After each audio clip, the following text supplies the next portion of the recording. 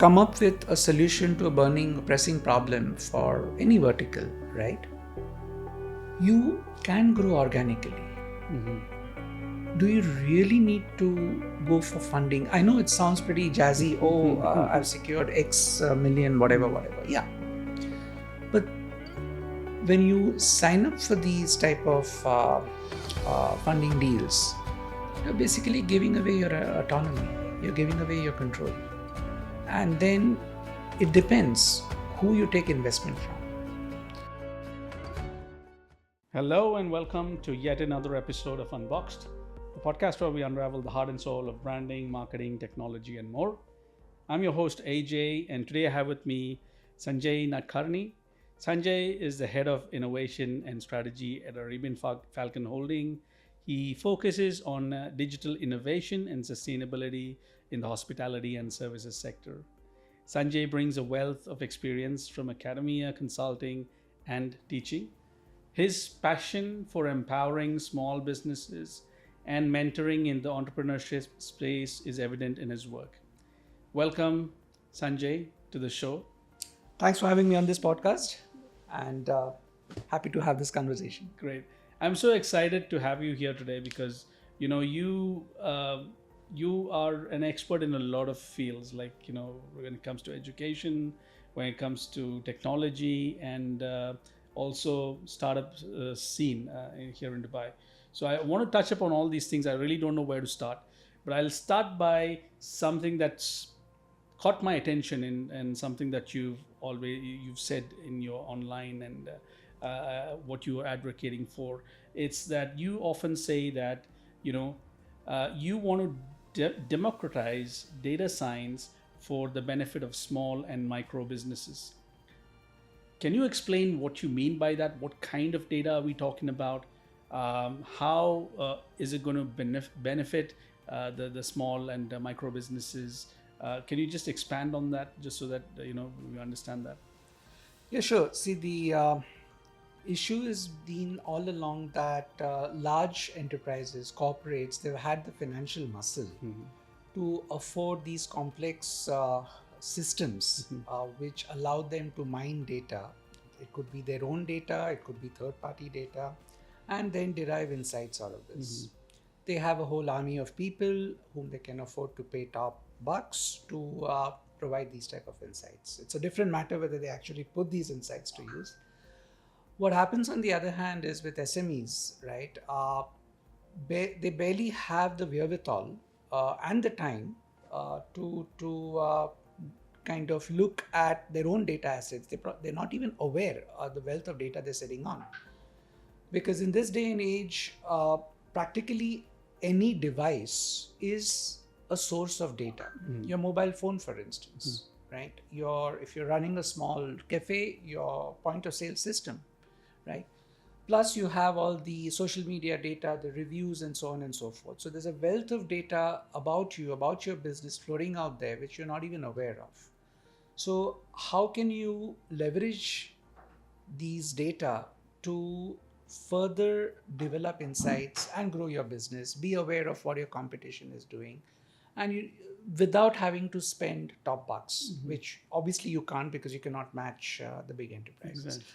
So basically that's the problem statement, right? And then as far as the advocacy or the solutions to this is concerned, you have a lot of these open source platforms now which are available.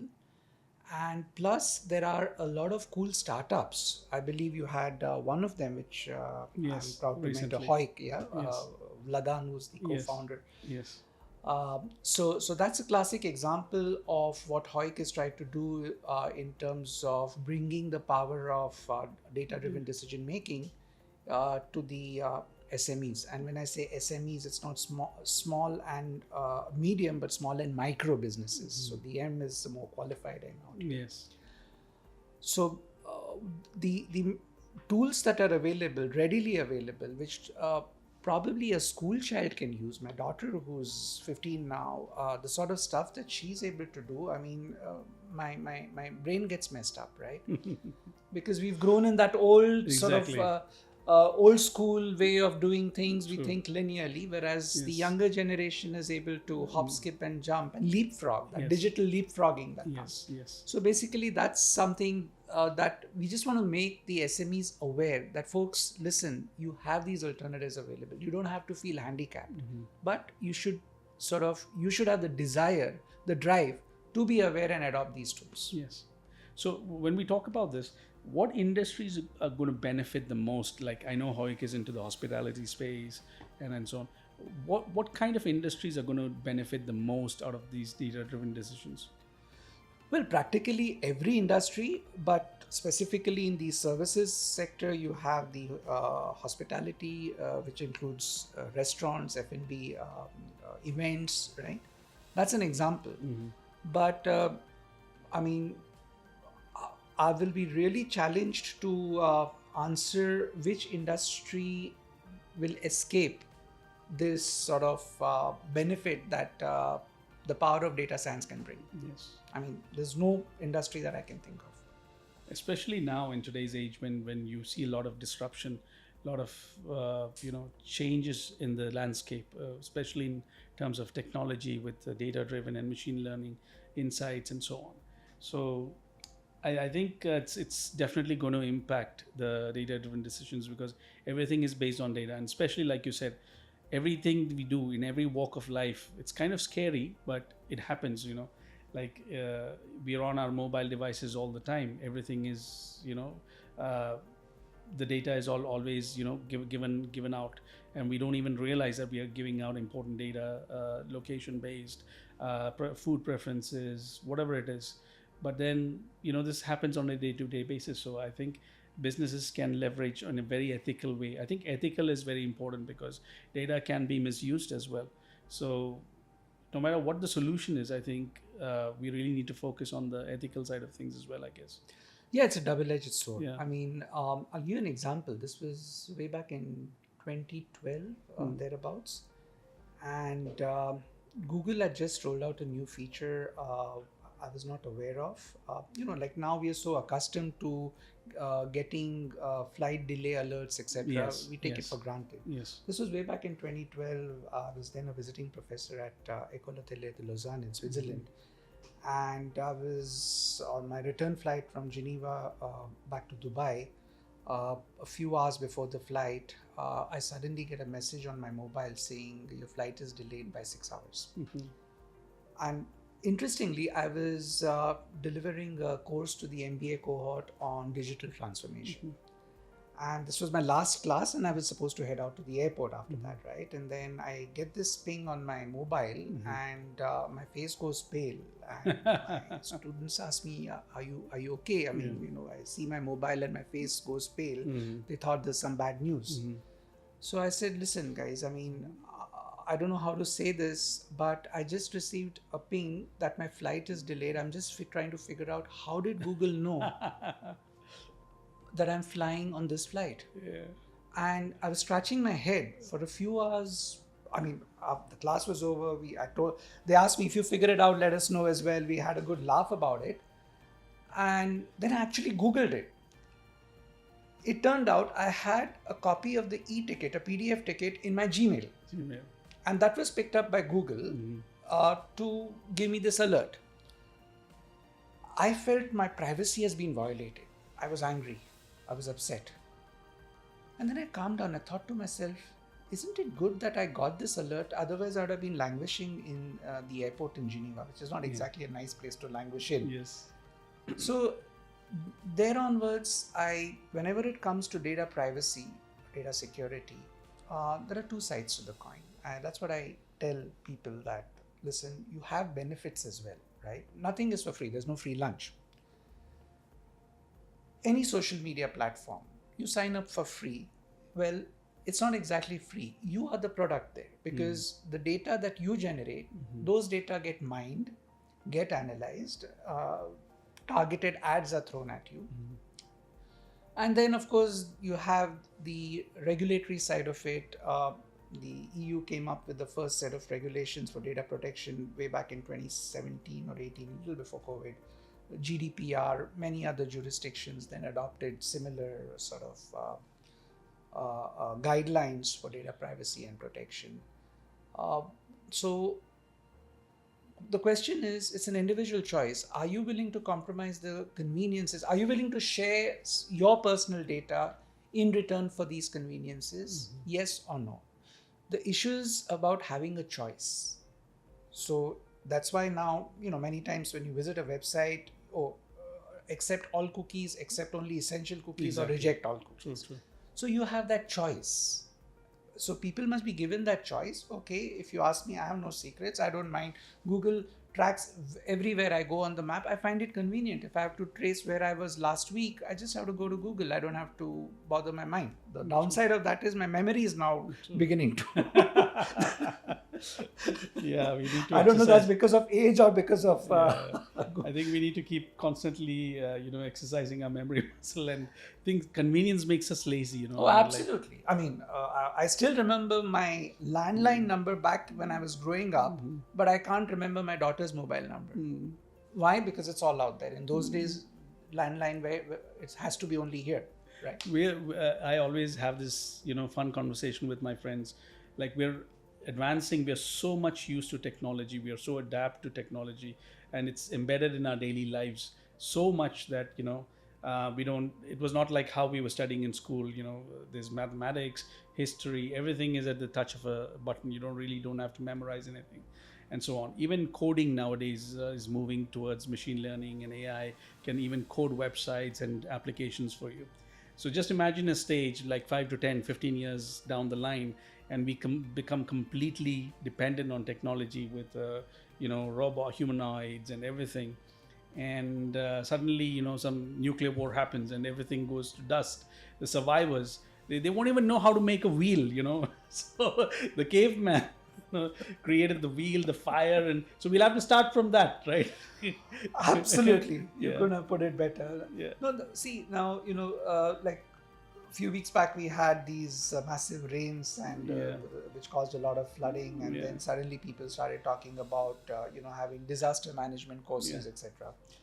So when I, talk to my contemporaries, my friends and my colleagues, I tell them, listen, I mean, disaster management is not just about, dealing with floods or earthquakes and natural disasters and internet attacks and all that, but also about the survival skills should also include how to survive without the internet. Exactly.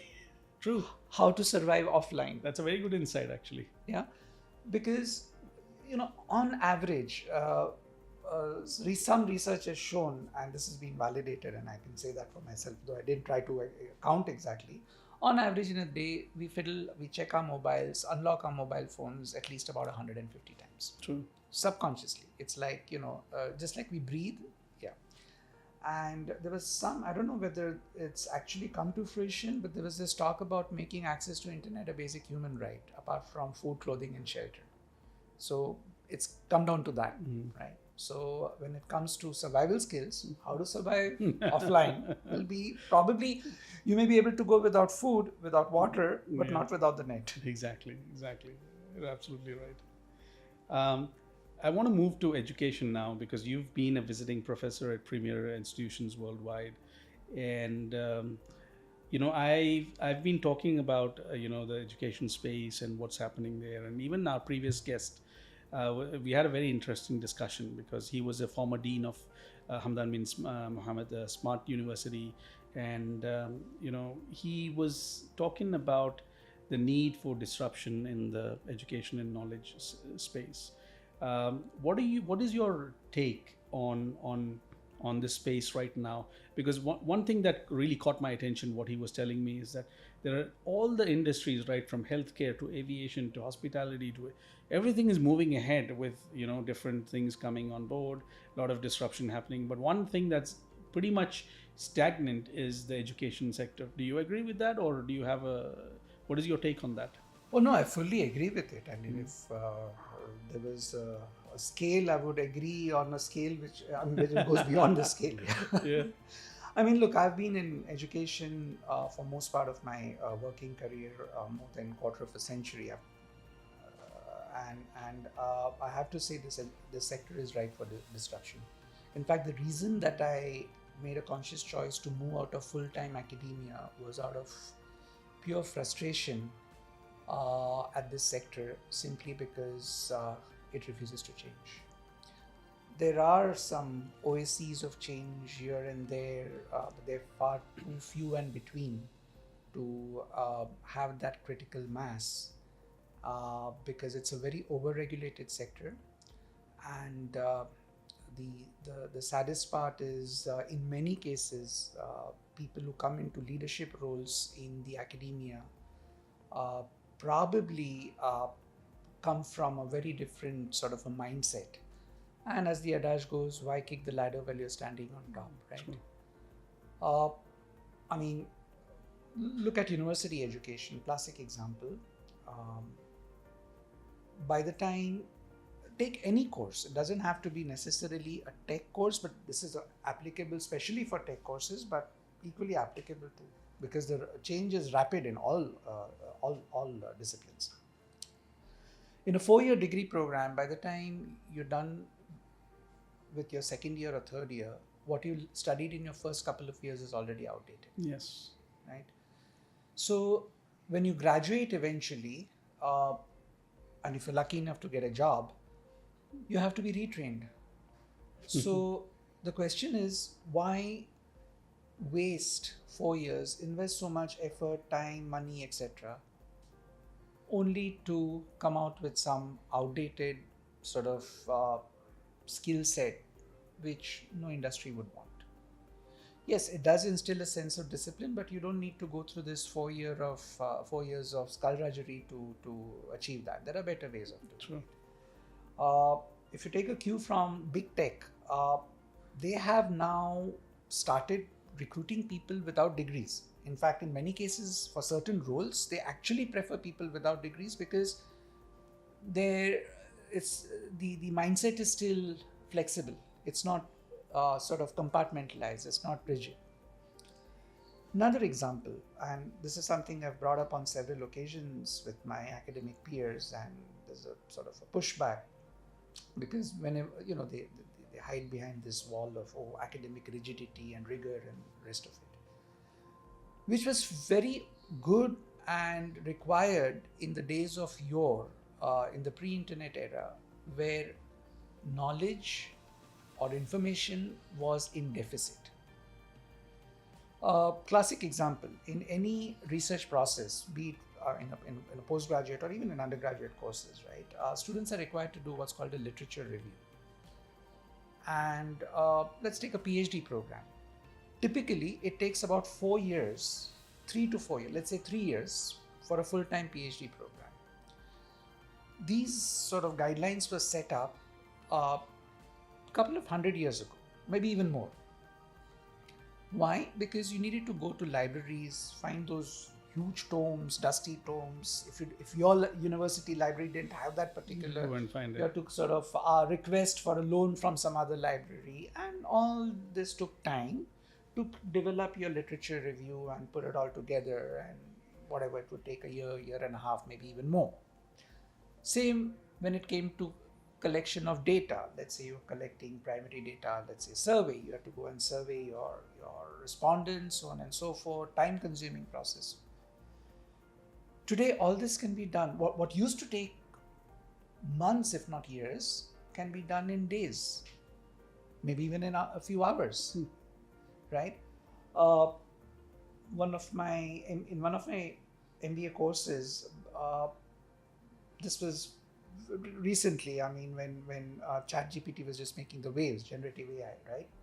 And there was this sudden pushback in academia, we have to prevent students because this is plagiarism and the rest of it. And I was talking to my MBA students, and there were some, questions regarding, to what extent.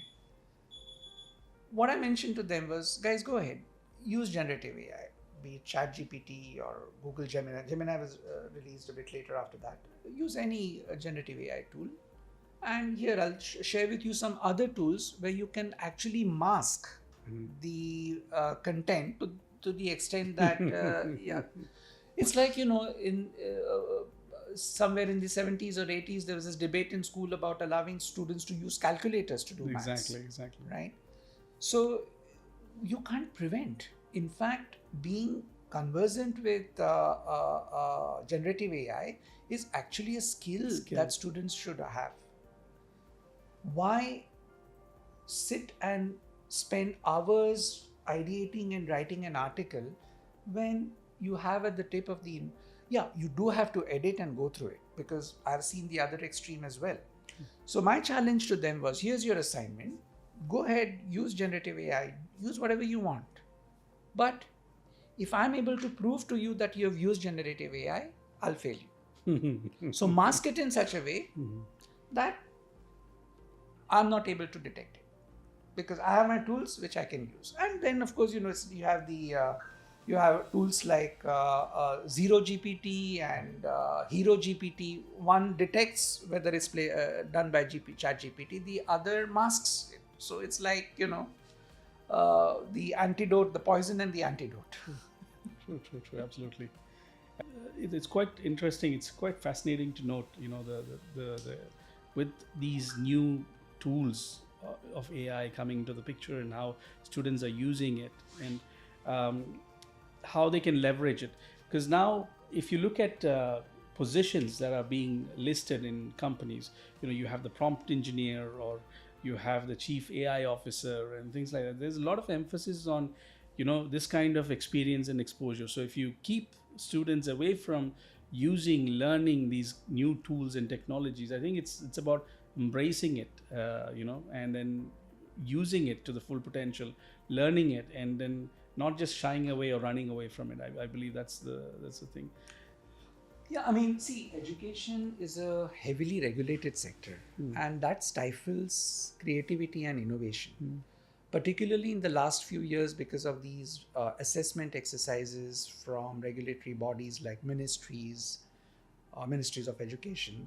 The requirement is for faculty to publish or perish, right? So that further diverts their attention from pedagogy. And then in the name of quality assurance, it's like ticking the boxes, or you have a rigid course outline which is very rigorously followed, and there is no scope for tweaking as per the capability or the interest of the cohort, or to include emerging trends, right? So for instance, if one has to change the course outline, the extent of red tape that is put in there, as a professor, you feel, okay, let me just carry on with what I've been teaching, because there's no point, I have to go through all this red tape. Not worth it, right? So this is something that the regulators need to really address, and also people in academic leadership positions. Yeah. We've actually, being in the innovation space and the digital space, we've actually recently worked on an app called Swift Teach. It's for school teachers who really want to build assignments for their kids on a daily basis based on the syllabus that they're teaching and so on. So everything is integrated with ChatGPT at the back end, and the front end, we've built a lot of custom prompts for them. So the teacher, it makes it easier for the teacher to come up with assignments for the students on a daily basis, which they had to do manually every time, every day, spend a lot of time creating this. So at this click of a button, everything is created. All they have to do is verify this and send it out to the students, and make sure, I'm sure that on the other side, the students are even more smarter and Absolutely. using. Absolutely. Yeah. But that's it, right? Because for people from the older generation, it's sometimes difficult to keep up. Exactly. And students, being students, they know how to kind of cut through the system, trying to game the system. And actually, that's not bad. Gamification of education is something which needs to happen, because the old world style of mastering a book or textbook or whatever is already passé. Passing, yeah. And if you still impose this on students, they feel demotivated. They go through the rigors, the motions, because at the end of the day, they want that parchment. But as increasingly we can see this trend coming up, where many companies now don't really care whether the employee has a degree or not, as long as he or she is able to demonstrate the skill sets. Exactly. You have platforms like Coursera, edX, which provide these type of flexible learning pathways where you can self-assess and you have third-party assessments as well. So why would someone of an average or even a high intelligence bother wasting time in a traditional university system, Sure. even for cutting edge research? I'm trying to recollect the name of this Nobel Prize winner, a scientist, who actually mentioned, if I were to have my productive years in this contemporary age, I wouldn't have been able to do the type of research I managed to do in the 60s, which won me the Nobel Prize. Oh, okay. Right? It's and it makes sense because now it's also rigid. How many publications you have, citation index. People play that game, True, true, true, right? And it's all about gaming the system. true, true, true. Is there any trend that you're really excited about in the education space that's coming up? You've noticed, or Yeah, the trend that I'm really excited about is, the hallowed pillars of academia crumbling, because it's high time. It's like, we're being dishonest as a society because we're taking the students for a ride. And speaking as I won't call myself an ex-academic. I still have visiting professorships and I'm still very much engaged with the academic world. But no, this sector is very much ripe for disruption. Absolutely, absolutely. Moving to the startup scene, you've been very active in the startup scene. You've been involved with mentoring. You've been, fundraising, incubation, co-creating value, and so on. What are the current trends that you're seeing here, generally in the Middle East, especially UAE, and I believe in Saudi as well, where there's a lot of funds being thrown into, thrown out for potential startups. What are the current? What are your observations and key takeaways? Yeah, I mean, this region is certainly maturing as the startup ecosystem begins to take off.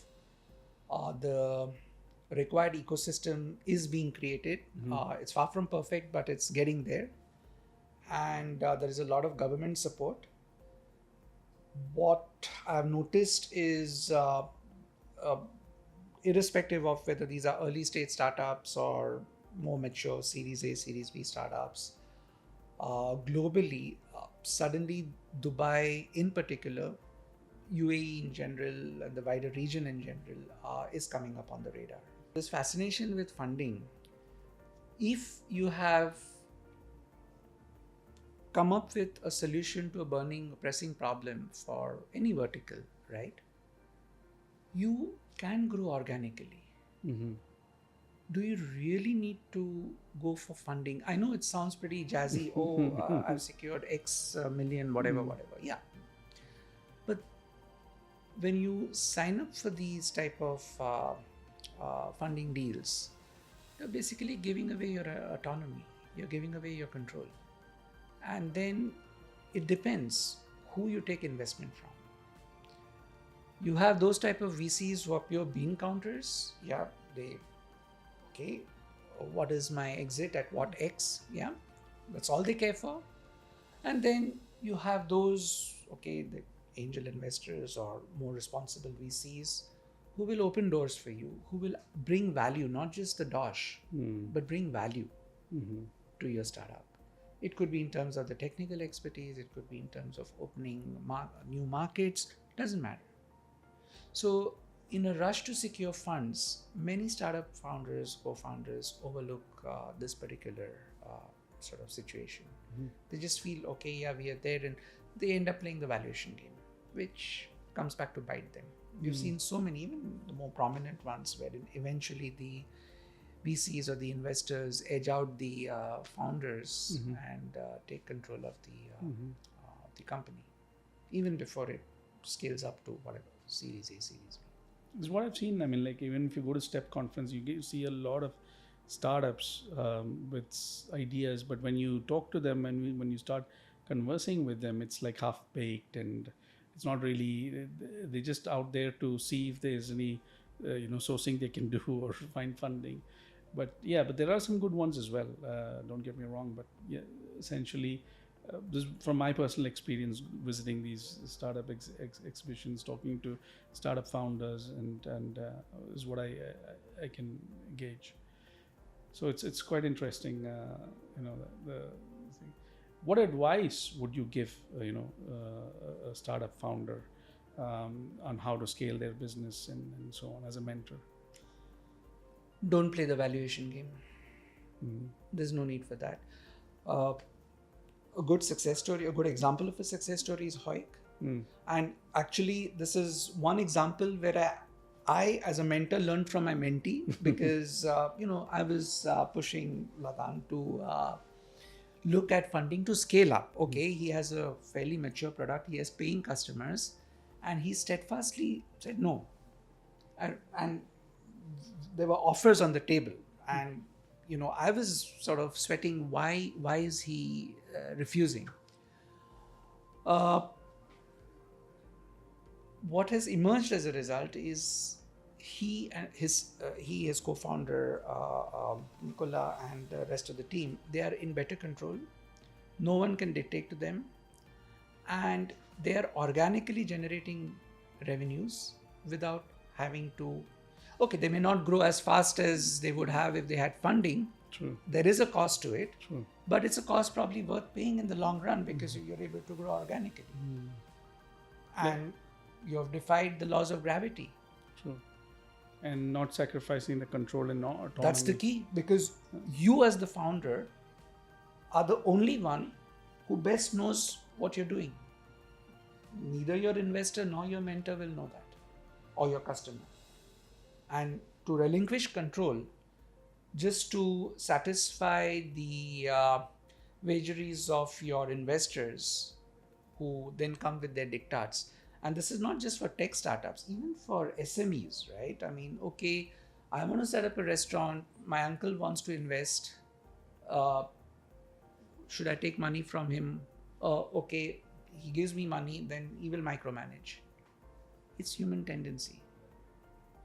So therefore, if you're able to grow organically, that should be the first pathway you should explore. I'm not saying funding is bad. Yes, you do need to scale up eventually. If I want to grow my team, where my revenues are not enough to grow and scale, right? And that's where I need. We now also are seeing some action in the debt financing space and coming into the startups scene, which was not it's still not very common, but there are these innovative funding strategies that are coming about. Okay, you might have IP, you might have other things, because typically if you go to a bank, they laugh you out as a startup, right? I mean, it's unthinkable for banks, because banks also, they are also due for disruption, but that's another conversation. Yes. So fintech, the financing of startups, that itself is coming up with some creative solutions to allow startups to get access to funding without sort of selling their soul. True. I was having this conversation with a friend of mine who's also into the investment space, investing in startups and so on. So when we talked about, we were talking about some brilliant ideas, some startups, and then one thing that caught my attention, what he told me, was like, people invest in people, not ideas. So do you think it's true, or is it a mix of both, or in your opinion? No, it's very true. People invest in people. Why? Because, okay, there might be some great ideas, but the ability to execute those ideas, that is the key. Right. I mean, ideas are a dime a dozen. And sometimes the ideas may not be original either, but the skill sets, the ability, the wherewithal, the thirst to execute, that is the key. Okay, that's interesting. So this is something I wanted to validate with somebody, but it's good to know that you agreed to that. Well, I guess that brings us to the end of the show, Sanjay. It was quite insightful spending time with you, because getting someone like you on board and talking about the education space and the startup scene, and it's all quite interesting and exciting always to learn more new things in these spaces. Thank you once again for being part of the show. Thanks for having me. Was a pleasure talking to you. All right. Thank you guys for being part of the show today. You can catch us on Apple, Spotify, YouTube, and all other major platforms. Do subscribe and see you in the next episode. Thank you.